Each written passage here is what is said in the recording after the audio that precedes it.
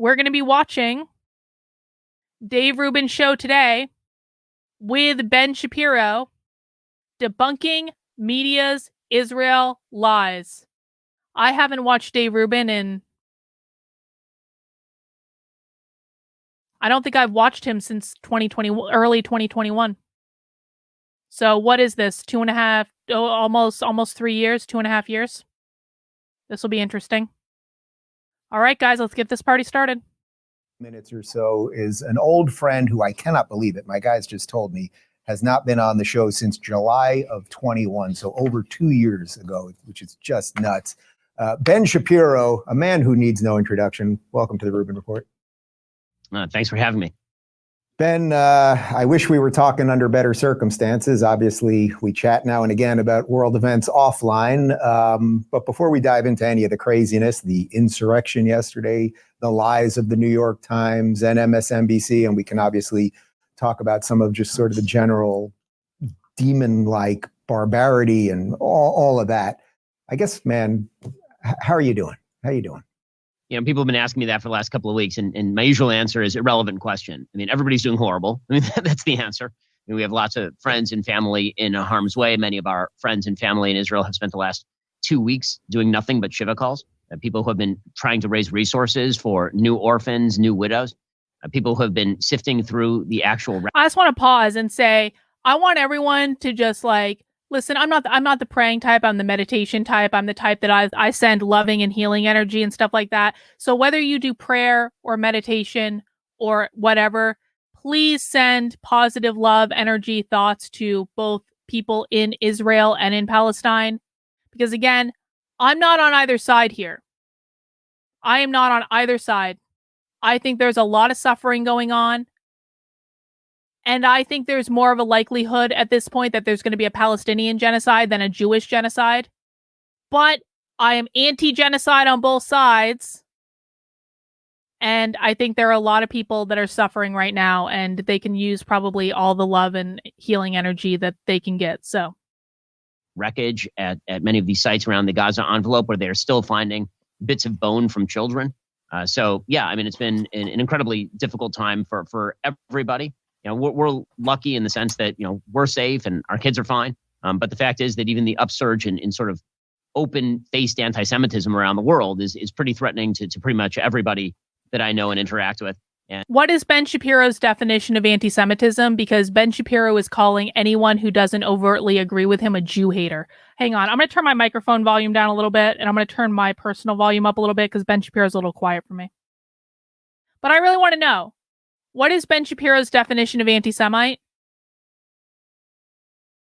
Because anything less than a full-throated defense of Israel is the best nation and is totally allowed to genocide the Palestinian people, that really seems to be the qualification for not being an anti-Semite right now. And it's been disturbing to say the least. I did not think this is something I would see in my lifetime. It's certainly not something my parents thought that they would see within their lifetime. It's the worst attack on Jews since the Holocaust, and the response has been pretty. I think it's been a pretty good rebuttal to the idea of never again. There are a lot of people who, when they say never again, really what they mean is sure again, just as long as I can avoid culpability. So how do you gauge how much actual hate there is? Because my general feeling, and it's hard to quantify this obviously, is that actually most of America, most of the Western world, most of civilized people, they stand with Israel. They want Jews to be equal citizens in their countries, all of the things that America has been about. Yet there is this ridiculously vocal minority. Civilized people. So civilized people can't disagree with you, Dave? Is that what you're saying? You're allowed to disagree with me, but if you do disagree with me, you are an uncivilized mongrel. Is that what I'm hearing, bro? It comes from something we used to call the regressive left years ago, and it's born out of the woke stuff. And now we have the Hamas caucus and all that, and they're loud. And we're going to show some video of what they were up to yesterday. But I don't think it represents most people. But it does. That's not to diminish the threat and the institutional power that it has. But how do you gauge that versus just the average person who's confused about the issues or refuses to take a stand, that kind of thing? I mean, I think that really there's sort of 4 categories here. So category 1 is the Hamas caucus and its followers, and that is a small but incredibly vocal minority, disproportionately represented in certain places in the United States, like Dearborn, Michigan, obviously, where they had mass rallies in favor of. Let me just be very, very clear, because I know I should make a t-shirt that says uncivilized. That's a great idea, Bot. Let me just be very clear here. I do not support Hamas in any single way. I think Hamas, I have to qualify everything now. I think Hamas is a terrorist organization. I think Israel has the right to defend itself. I think Israel has the full right to take out Hamas if it wants to. I would just really prefer if they were bombing just a few less innocent people while they were doing it. Israel dropped over 6,000 bombs on Gaza in the first week alone.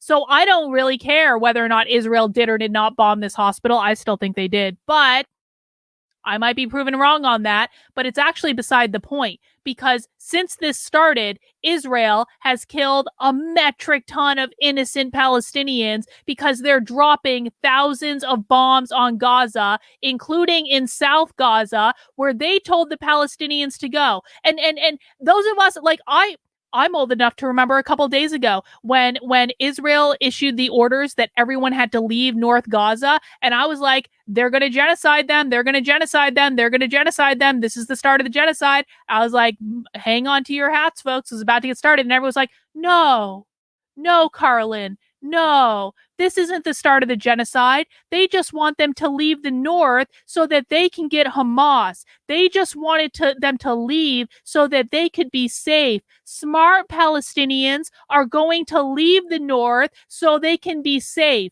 And then what happened? Does anyone know? Oh, Israel started bombing South Gaza.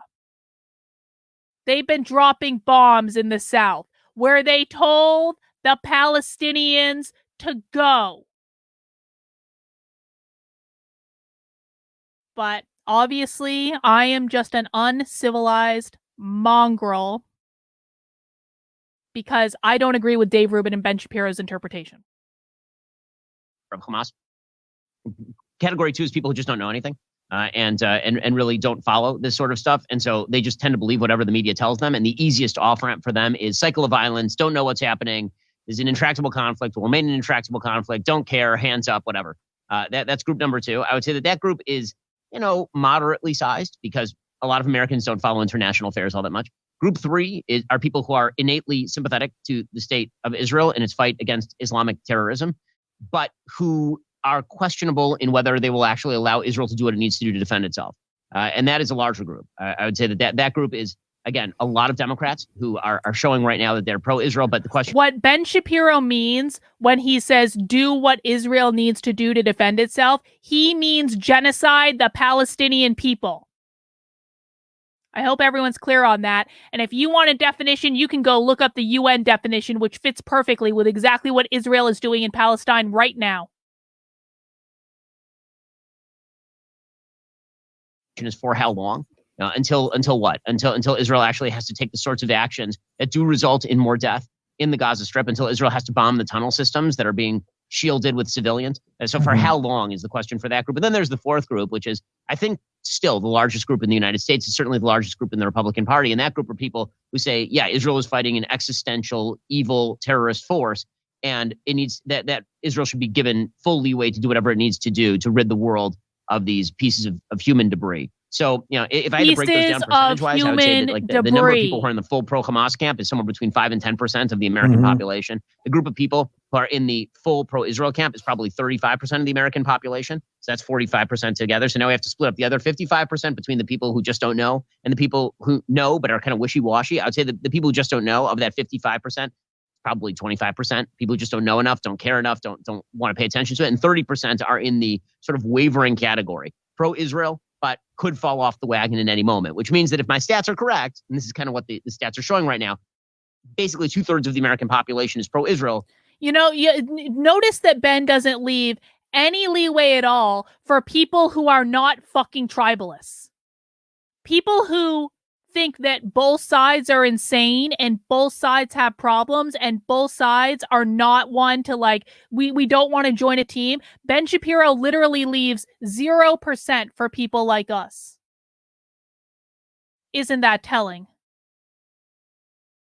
But maybe 40% of that is kind of waveringly pro-Israel in the sense that the minute that Israel starts to take the measures it has to take, which are inevitably going to be ugly and are going to cause loss of life, you could Genocide. see a serious We can say movement, the word, groundswell Ben. begin against Israel doing the things needed to actually rid the world of Hamas. You mean Sure. genocide? Interestingly, I don't find those numbers that depressing, actually, because what you're basically saying is Ben there's Shapiro a chunk just of made all that people who shit up. either I hope don't people know or realize kind that. of on the fence. And I think if they see more of the barbarity, if they hear more of the statements and they see the craziness, and we also tell them the truth, which is what I'm desperately trying to do on this show. I know you're out there doing it, and many other people. There are many versions of the truth, hopefully aren't they'll there, wake up. Dave? Why do you think that no other Many versions of country the on truth. earth is subjected to these ridiculous rules that Israel is subjected to? So, as you said, this is the worst attack on Jews since the ridiculous rules that Israel is subjected to. Why is no country on earth subjected to the ridiculous rules that Palestine is subjected to? Palestine, a country that's been literally blockaded for like almost 20 fucking years. Why is no country on earth subjected to those rules, Dave? And the ridiculous rules that Israel is subjected to? You mean the ridiculous rules that involve Joe Biden just handing over $100 million when even Ben Shapiro's like, Israel doesn't need our help. A couple years ago, Ben Shapiro gave a speech. Israel doesn't need our help. Israel's military doesn't need our help. Israel's going to be just fine. They don't need our help. And then this week, what happens? Joe Biden's like, here's $100 million, Israel. Same people who have been screaming about defunding Ukraine, defunding Ukraine, defunding Ukraine, defunding Ukraine. And listen, I'm all on the defunding Ukraine bandwagon, but I'm a little pissed off because I legitimately have family in Ukraine. I have my brother-in-law's in the Ukrainian army right now. My husband's parents have had their house bombed. Is there any sympathy for that? Has there ever been any sympathy for that? No, and that's fine because I don't believe that the United States should be involved, and I've been consistent on this from the beginning. But to hear people like this complain about the amount of money that's gone over to Ukraine when there was never any sympathy for people who, I don't know, maybe had family over there. I've seen what this has done to my husband, worrying about his brother all the effing time. But we can just hand over $100 million to Israel, who a couple years ago, Ben Shapiro said they didn't need the money, but now, of course, they do. But Israel plays by different rules. They are the poor, oppressed victims of the fucking world. We have to treat them differently.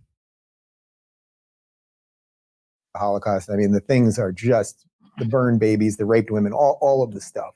And yet only Israel gets like a 48-hour window on what they can do and the amount of people who immediately turn on them and everything else. Does that also go back to the fundamental misunderstanding of the land, the connection of Jews to this place and all of that?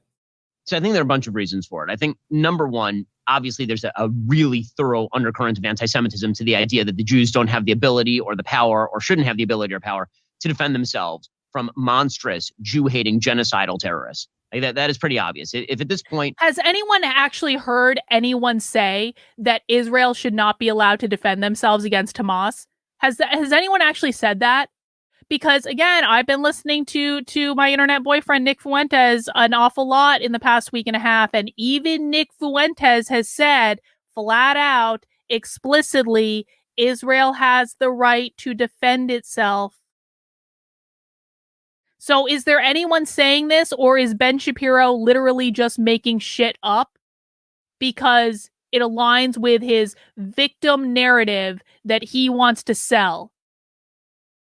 You are sympathetic to Hamas or to the pro-Palestine movement, which seems unable to dissociate from Hamas, then I think it's pretty clear where that is coming from. So that is definitely an undercurrent. The fact that Israel is held to a standard that no other country is held to is absolutely insane. And so, yeah, obviously there's an anti-Semitic undercurrent. There's also a very strong... Okay, so fine. So people are saying the $100 million was for Gaza. Well, good. But Ben Shapiro on multiple occasions has flat out said, so I got that one wrong. I can't keep every single fact in my head at the same time, okay? But Ben Shapiro has flat out said on his show, and there are clips of this, we're not going to watch it today, that if the United States doesn't fund Israel, then they might be forced to nuke people. Ben Shapiro is literally trying to get people into a hostage situation where we hand over millions or possibly billions of dollars to Israel, or they're just going to start nuking countries in the region. I mean, they're just going to be forced to. If the United States doesn't pay for everything that Israel wants and then some on top of it, because God knows there's always going to be more on top of it, then they're just going to be forced to nuke people. But they don't want a genocide. No. Crazy idea. overcurrent, I would say, it's pretty obvious, of just denialism. People who don't want to believe what is in front of their eyes. And so what they've done is they've created a construction in their mind where Hamas, Palestinian Authority, Islamic Jihad, most people that are actually Western liberals like us, like underneath, they're actually Western liberals who just want material prosperity and they want good lives for their kids. And the way that we define a good life for our kids, individual rights and freedoms. This is the sort of George W. Bush 2004 UN speech where every human heart yearns to be free and all this kind of thing. And so they look at this and they say, oh, okay, well, but that's probably a minority. It's probably like a small group of people. And so if Israel is just, if they make a few more concessions, if they're a little nicer, if Israel doesn't actually hit civilians in an attempt to hit military targets or anything, then maybe everything will be okay. And that's a comforting myth that a lot of people believe. It's also a comforting myth because that we can afford in the West, because frankly, the West is not located directly in the middle of the Islamic world. I mean, Israel is surrounded on all sides by countries with populations that are genocidally Jew-hating. I mean, there's just no question about that. By every available poll, that is the case. It may not be politically correct to point out that the Palestinian population, not just the leadership. So then maybe Israel should follow the good advice that Nick Fuentes gave them last week on his show when he said that he would really like to see Israel normalize relations with countries in the region, Ben. Like, you know, I'm just saying, it was good advice. Think of Nick Fuentes what you want, but it was really good advice. The Palestinian population hates Jews, but that happens to be the reality, which is why there are giant red signs off the side of the road in Israel that say, if you drive into this Palestinian city, you may be killed. I mean, that's literally giant road signs. I'm old enough to remember seeing videos of Israelis spitting on Christians for carrying a cross down the street too. So I don't necessarily think the people of Israel are you know, altogether welcoming of people of different beliefs. I'm not saying they want them murdered or anything, but like you would to get off a freeway, that are on the side of the roads in Hebrew and English and Arabic to Jews saying, do not go off this road into this Palestinian area. We can't guarantee your life.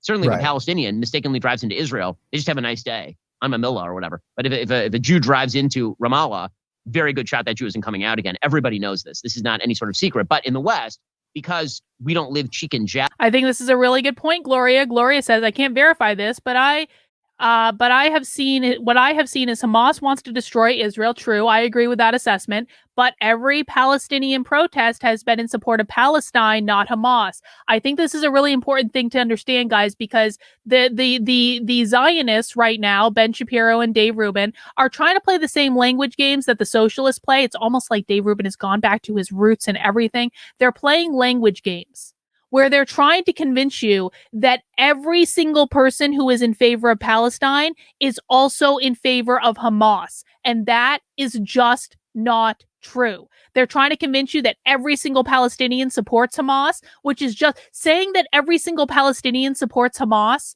and should be held personally responsible for what Hamas does is like saying that every single person in America supports Joe Biden and should be held personally responsible to what Joe Biden does. Does that sound insane?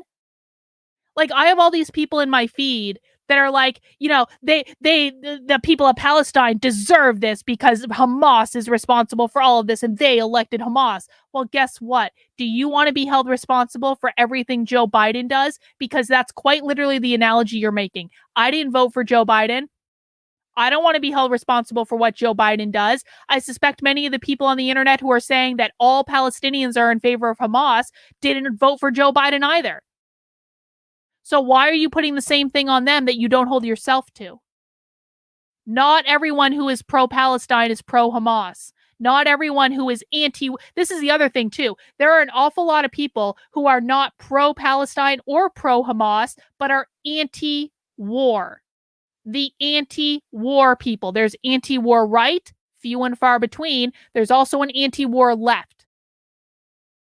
Just because you are anti-war and might be attending a protest because you are anti-war does not mean you're pro-Palestinian. It does not mean you're pro-Hamas.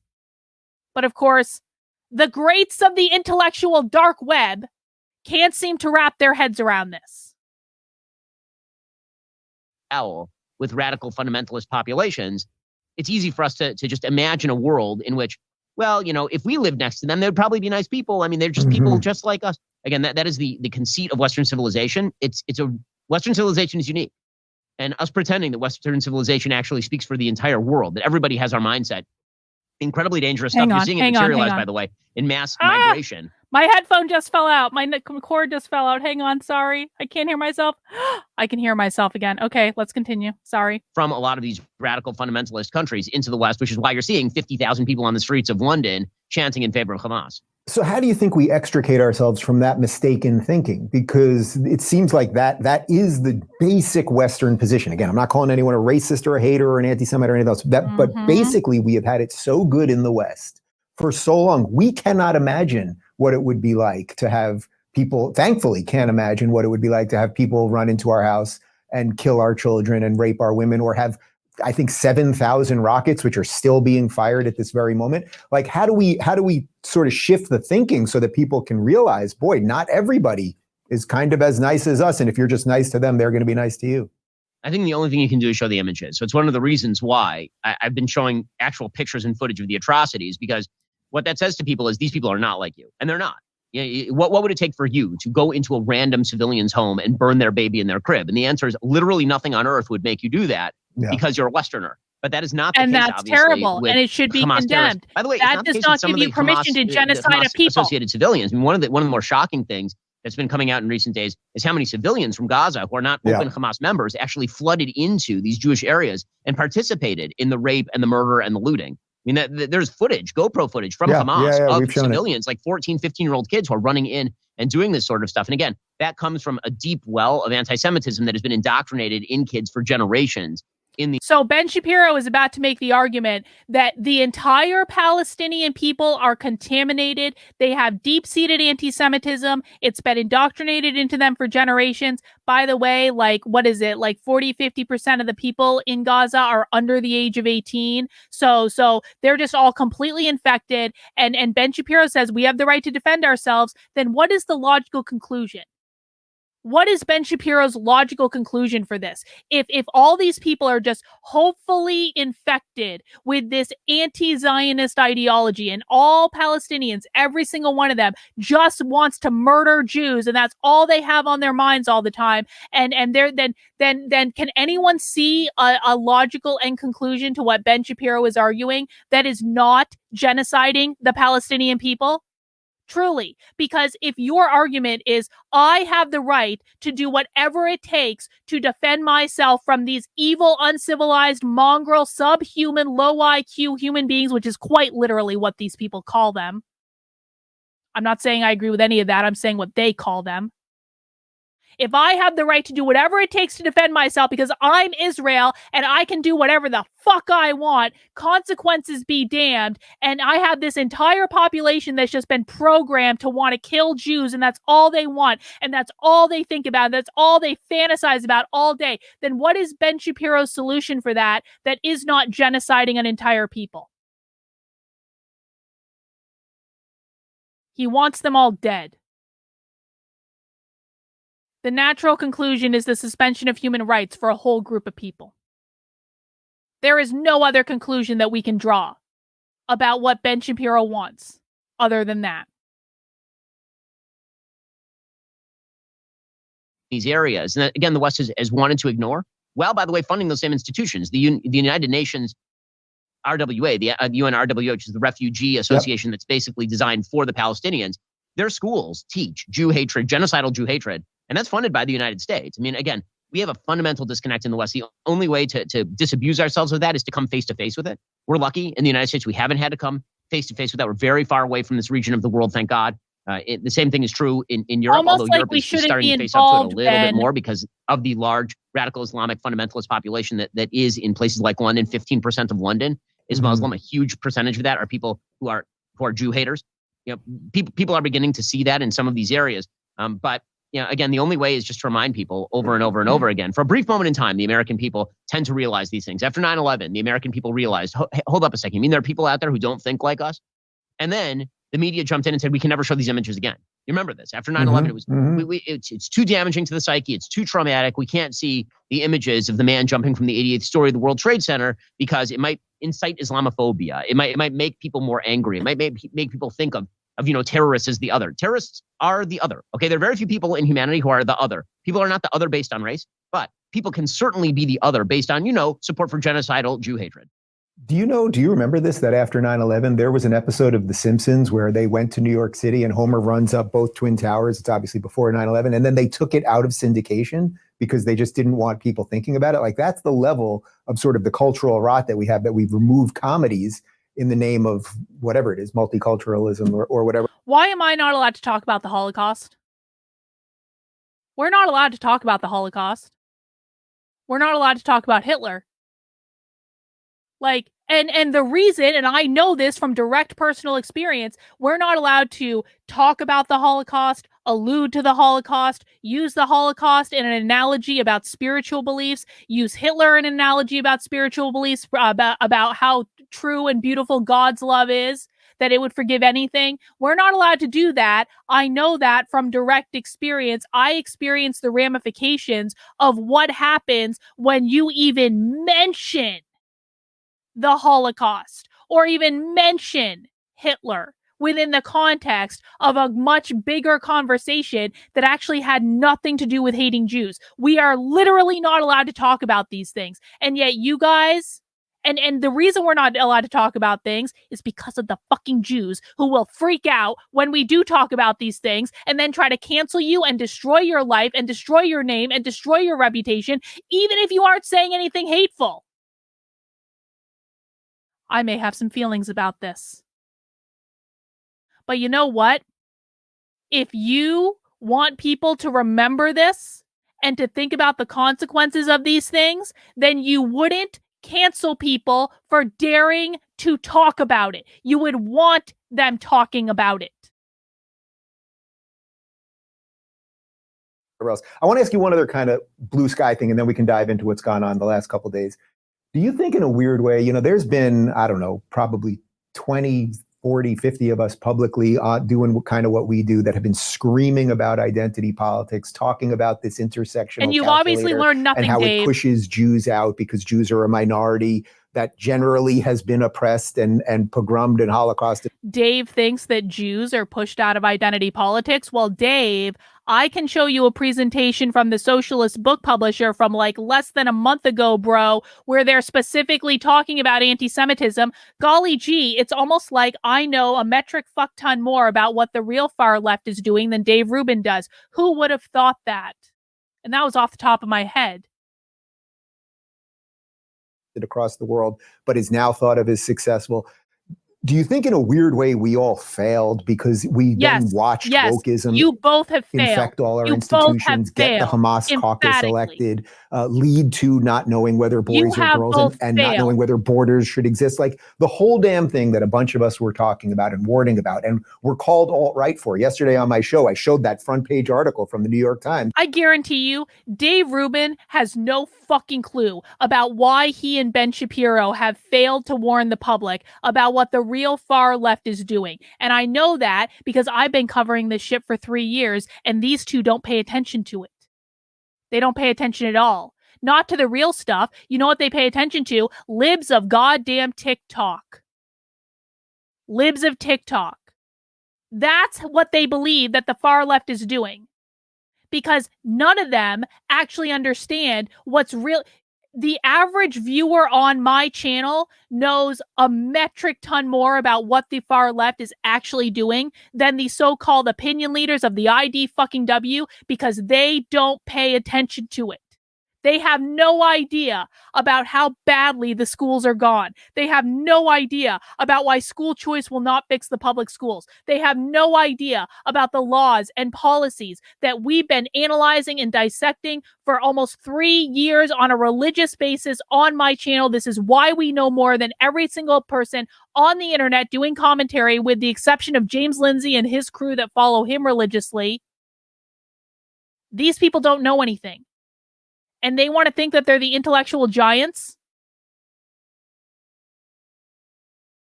You remember it well, where they called us leaders of the alt-right years ago. Do you think in a weird way we failed, or was this obviously going to happen? You Not failed. the barbarity specifically, but the sort of point that we're at societally.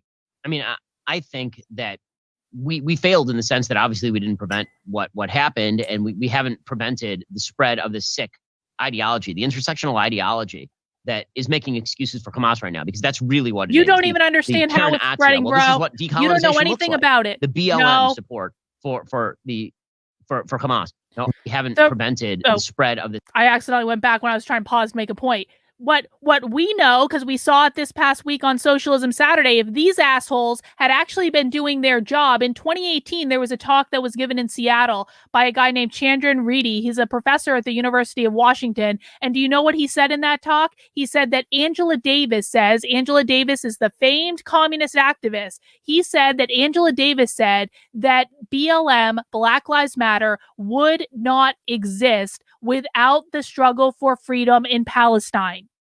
That was in 2018.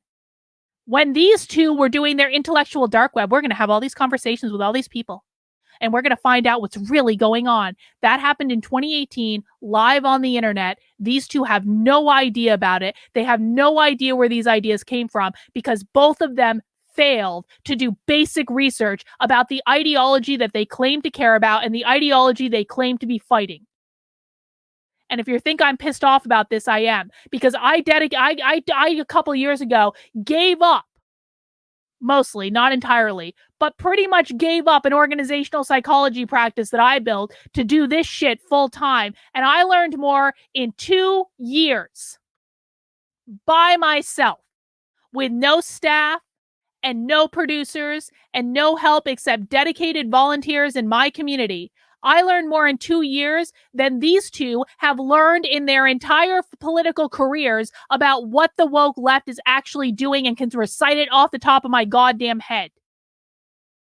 So yeah, I'm a little persnickety about this, because they both could have been doing this. This was their literal job. I was an organizational psychologist, man.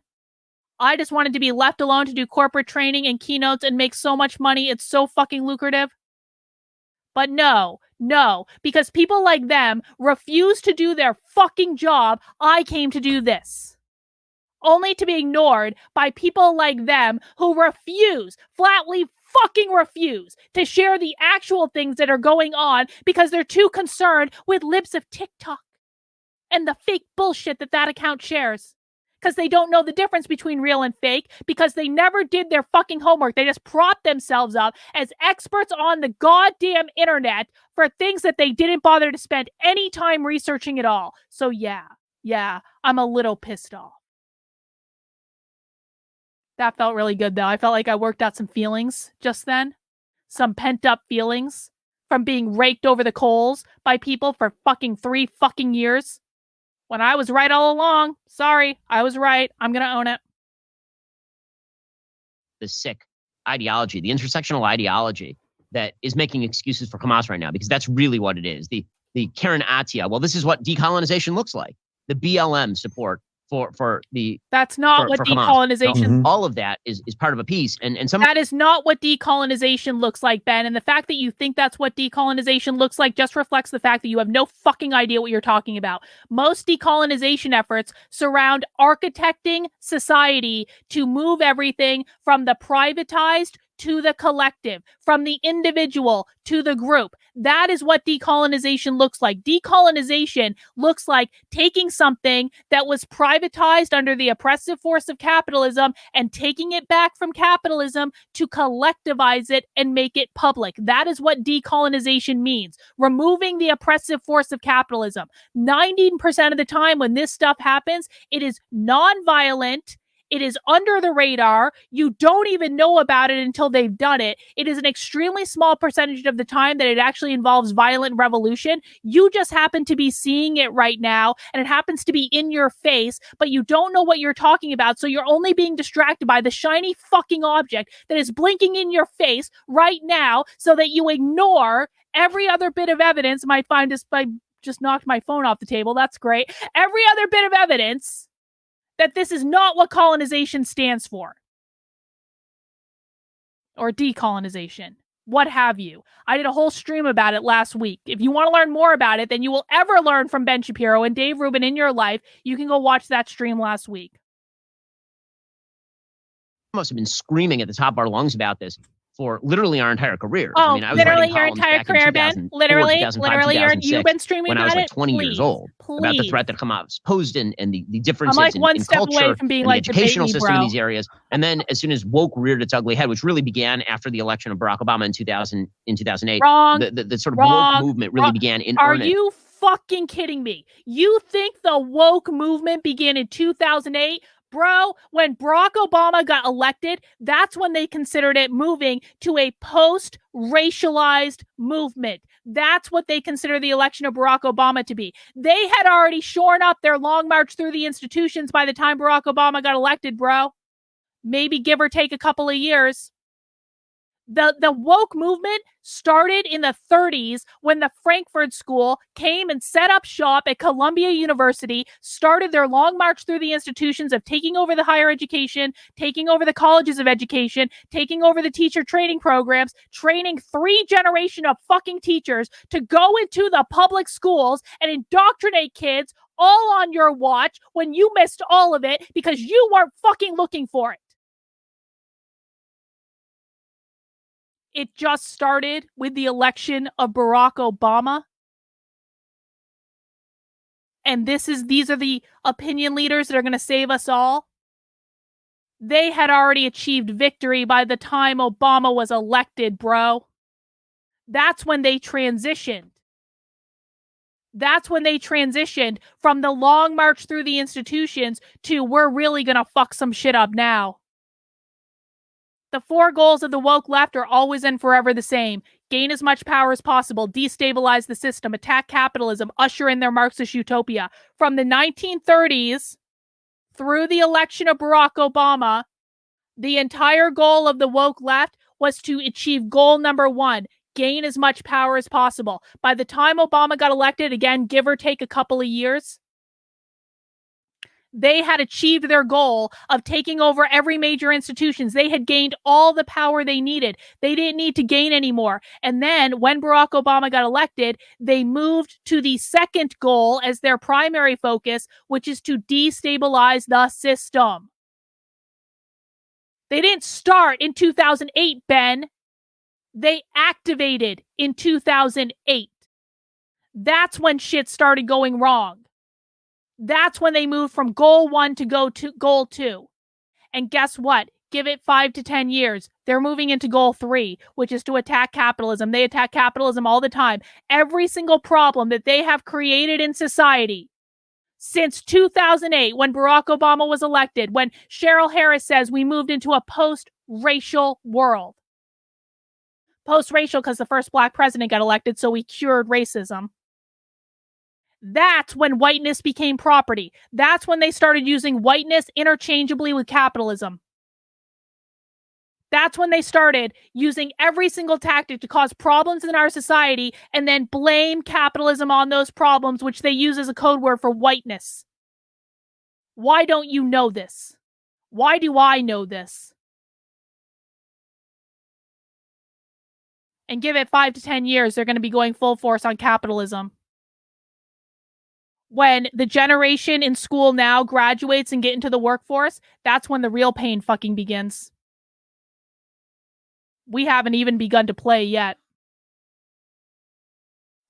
In maybe 2010, 2011, and certainly in the run-up to the 2012 election, many of us were screaming about that, saying that this entire ideology, which basically says that there is a group of dispossessed peoples who can form a coalition together against the white overlord, Wrong. and that group of dispossessed peoples Wrong. unites all of the marginalized, right? It's the Palestinians on the one hand, but it's black people in the inner cities on the other. It's LGBTQ people on the one hand, and it's Democratic Socialists of America on the other. And they're all part of one big group to tear down the institution. These people are so fucking stupid and disconnected from reality that they really think that the farthest left people that we have to worry about are the Democratic Socialists of America. So I'm going to ask my chat. I'm not going to say anything. Guys, who do we have to worry about? Is it the Democratic Socialists of America the real enemy? Are they the real far left? And if not, who is the far left? Who do we actually need to worry about? Because I suspect that people in my chat actually know more than Ben Shapiro right now. Are the Democratic Socialists of America the big boogeymen in the room? Sophie Lewis, exactly. Sophie Lewis is a radical revolutionary socialist who wants to abolish the nuclear family. The socialists, the abolish the family type, the Marxists. No, the Democratic Socialists of America are not who we need to worry about. The communists. The Democratic Socialists are easy, so easy that the real far left groups, the radical revolutionary socialists, do not allow their members to be members of the Democratic Socialists of America, because the real far left groups that are pushing critical race theory into schools, that are pushing gender ideology into schools, that are pushing queer Marxism into our entire society, the real groups that are doing this want nothing to do with the DSA because they say the DSA is too close to capitalism. Ben, why does my audience know this and you don't? I'm sure it's just a coincidence. Never mind the fact that if ever the Hamasniks got the I'm gonna lose my voice. LGBTQs I'm alone in the yelling. room, it would end with blood, obviously. Gays for Palestine is very different than Palestine for gays. Yeah, that's exactly right. Yeah, but none of that mattered, and I think that you're seeing the wages of that today. Again, it feels like the gaslighting is so strong at this point that it's absolutely maddening. Oh, the gaslighting is and some strong people indeed, are bro. waking up to it. I have Indeed. liberal Jewish friends who are suddenly Indeed. waking up to the fact that they're not part of the intersectional coalition. They spent years denying that they weren't part of it. Oh, well, they're just anti-Zionists. They're not anti-Semites. Oh, well, sure, BLM is saying that it's in favor of Palestine, but they don't mean they're against Jews. They're just intersectional peoples. And now they're realizing that, well, too little, too late. I'm glad that you're doing it. Mm-hmm. I'd be gladder if you guys would recognize who are the people who actually hate you. But yes, I mean, in terms of has the West lost? I mean, there's no such thing as a permanent victory. And so I think that this can be the beginning of a Western Indeed, they realization. are, aren't they? This can be the beginning of. Isn't it amazing that my audience, because they know so much more than Ben Shapiro and Dave Rubin, my audience knows that right now Ben Shapiro and Dave Rubin are gaslighting their fucking audience. That's because my audience understands the far left. These people do not. The West getting truly awakened, right? Woke in the proper sense, where the West realizes that its civilization is under threat. That happens once apparently every 20 years or so. People wake up briefly and then they go right back to sleep. Wrong. We can only hope that this time this horror show can reawaken people to some extent. Ben, I know I don't have to tell you this of all people, but you know that the phone does not ring and you don't get the apology from the people that are waking up. But I guess having them wake up in and of itself, I went to get guns the other. No kidding, Dave. No kidding. You don't get the apology. You don't say. Day, a couple more guns actually, and the owner. First off, basically everyone in the store was Jewish and talking about what was going on. And the guy said to me, "We're selling more guns right now than we ever have, except for the first week of COVID." So I guess that would you at least consider that a degree of a silver lining, that maybe some people are kind of coming people are around waking now? up. I mean, that's particularly true again in the Jewish community. Everybody that I personally know in the Jewish community is seeking to buy a gun, seeking to increase their protection. And I think that's a good thing for all law-abiding Americans to do, regardless of race or religion. But certainly, Jewish Americans feel threatened, and they should feel threatened by a movement that has allies in very, very high places. I mean, as you were mentioning earlier, there is an actual Hamas caucus in the United States Congress, and they're given cover by media that lies on behalf of Hamas. It's incredible. All right, well, that's a perfect segue to what's gone on for the last couple of days. So yes, there was an insurrection yesterday. I have no problem calling it an insurrection because that's what they've called everything that anyone who they don't. Because Dave Rubin has not learned in his IDW days, he didn't learn that the number one, well, it's not the number one rule, but one of the most important rules that you can follow when you're dealing with the left is you don't fucking react to them, Dave. Can you please go read Saul Alinsky's Rules for Radicals? Because your reaction is the goal. Right now, you are reacting to what the left is doing instead of following any sort of values or principles at all, which means you're playing right into the left's hands, bro. Why do I know this and they don't? Why? Don't like does. Here is video of the DC Capitol yesterday.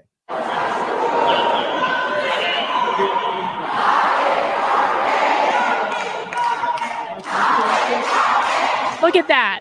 Look at that. They have a giant sign called cease that says ceasefire. These are fucking anti-war protesters. They have a giant sign that says ceasefire.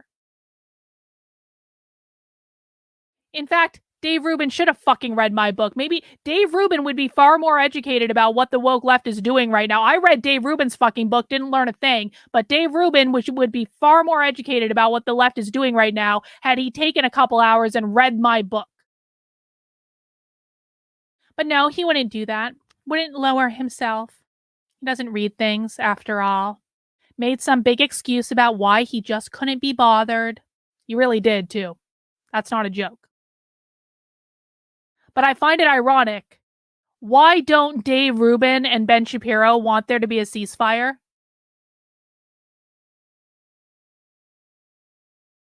I think that a ceasefire would be ideal, myself, being that I'm anti-war and anti-genocide. The socialist left is calling for a ceasefire. These people are far left socialists, by the way. These protesters that you're seeing are far left.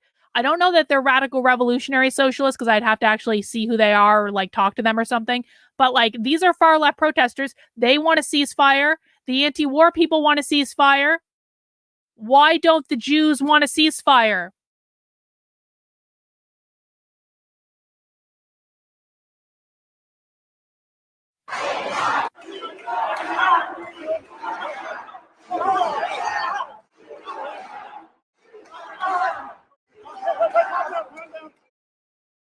All right, so there's obviously way more video. Do I think they're ignorant or find pleasure in getting this past their audience? I think they are totally and completely fucking ignorant. I think that they say what they need to say to make money, and that's it. And it's disgusting. They have no clue what's actually going on. There's plenty of people being arrested and everything else. But in essence, they stormed the Capitol. I see virtually no difference between this and January 6th or anything else. We do know that the one difference will be how they treat these people. Ben, before we get into the Hamas caucus specifically and Rashida, who I think has taken over from AOC as the lead general on that thing, are you amazed how quickly they flipped BLM into a pro-Hamas movement? I mean, it seems like they just have a switch. BLM came out of the pro-Palestinian movement, which you assholes should have known since it was said in a lecture on the internet in 2018. BLM came from the pro-Palestinian movement, bro. According to Angela Davis, it wouldn't exist without it. And when they want to turn on these clone soldiers, they can just send them out and they'll do whatever they want. Well, again, that's the beauty of the intersectional coalition. I mean, why would you possibly think that BLM would suddenly flip in favor of Hamas? And the answer is because there's a back-scratching deal. If you support our cause, we'll support your cause. Our cause is really all the same, which is hatred of the West. I mean, that's really what all this comes down to. Israel is just an emissary of the West in this particular viewpoint. It's not even that Israel is a place of particular hatred. It's sort of the tip of the spear. It's the canary in the coal mine, as people like to say. But it's not as though they hate Israel sort of only, that Israel is the only point of contention. Israel is just the most convenient point of contention and the place where they can also build the largest coalition because, again, Israel is Jewish and there are a lot of people who really, really hate Jews. Everything the woke left does is designed to achieve one or more of the following goals. Gain as much power as possible, destabilize the system, attack capitalism, usher in their Marxist utopia. The woke left is protesting in the United States right now, not because, quite frankly, they actually really give a flip about any of this, because they don't. It's just an opportunity to destabilize the system. That's all it is. And we know that because the Free Palestine movement has been going on for almost 20 years? It's not a new thing. There have been Free Palestine activists that have been out there, that have been working, that have been trying to do stuff for a really long time. Not BLM, though. BLM wasn't really connected to that because BLM is a destabilizing force. That's what it's designed to do. So BLM is going to go wherever it can to destabilize, because that is the goal that since 2008, when Barack Obama got elected, when Ben Shapiro thinks all this woke shit just got started in 2008 when it didn't. 2008 is when they transitioned to a post-racial world, when they transitioned from focusing on gaining power by taking over the institutions to destabilizing the system. Everything the woke left is doing is about destabilizing the goddamn system so they can blame it on capitalism, so they can undercut confidence in capitalism. You know what represents capitalism right now? Any guesses in the chat? Pop quiz in the chat. What represents capitalism right now for the woke left? My audience is way smarter than these people's audience. I know you guys know the answer to this. What represents capitalism right now for the woke left? In 2020, it was about race. That's why whiteness means capitalism. They use race to try to destabilize the system to attack capitalism. What represents capitalism now? The Jews. The Jews. Israel. Israel. That's why they call Israel a colonizing force. That's why they say they are decolonizing Palestine, because decolonization means they are removing the oppressive force of capitalism from the system to take it back to the collective. That is what it fucking means. Why do I know this? Why does my audience know this? And these people don't?